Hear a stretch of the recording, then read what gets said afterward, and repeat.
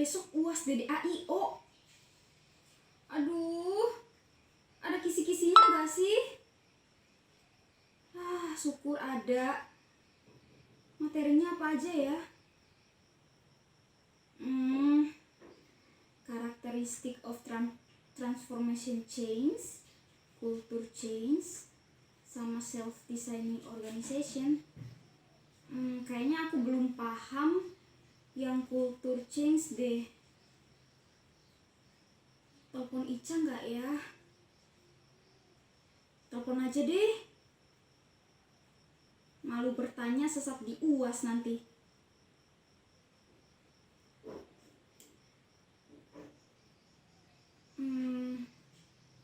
Halo Ica. Halo. Duh gawat. Udah tahu kan kalau besok UAS DDAIO? Iya dadak banget gak sih? Tapi gak apa-apa, lebih cepat kan jadi lebih baik. Gimana?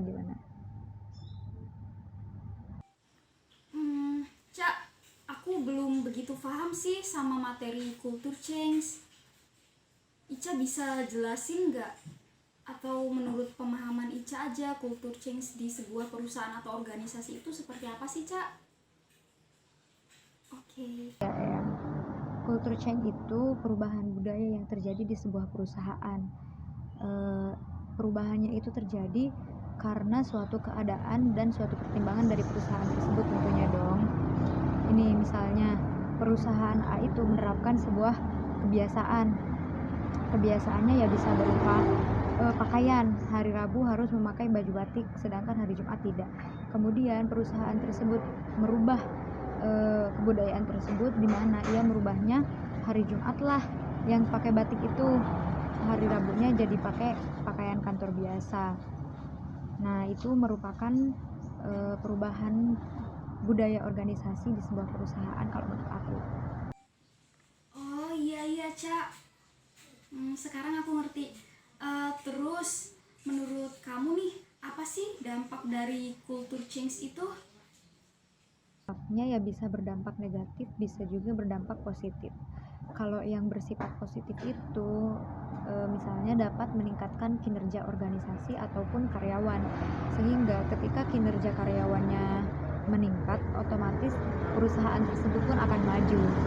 Kemudian kalau yang negatif itu bisa saja terjadi karena adanya atau karena kurangnya beberapa aspek.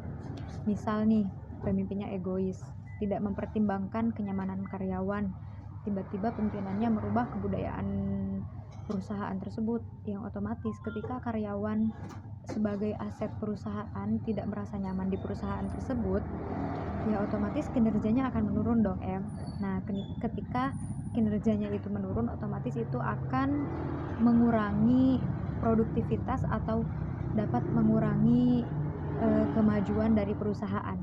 Kalau menurut aku memberikan dampak negatif lah intinya buat perusahaan tersebut gitu. Oh iya.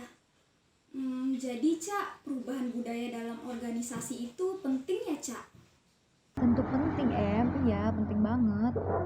Perubahan budaya ini kan tentu dibutuhkan oleh perusahaan ya, dan tentunya yang melakukan perubahan bukan hanya salah satu komponen perusahaan, tapi dari semua komponen perusahaan, baik itu karyawan, pimpinannya, maupun stakeholder dari perusahaan tersebut.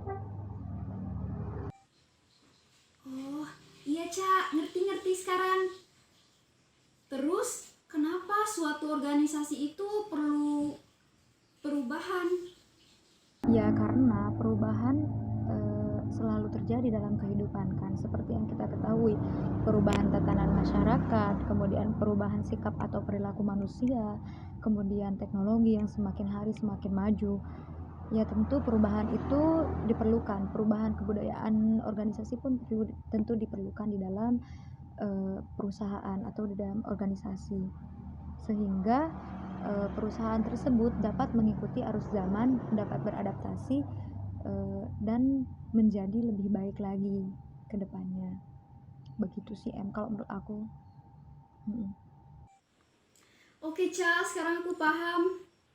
Makasih ya Cak, sorry aku nelponnya dadakan gini Cak.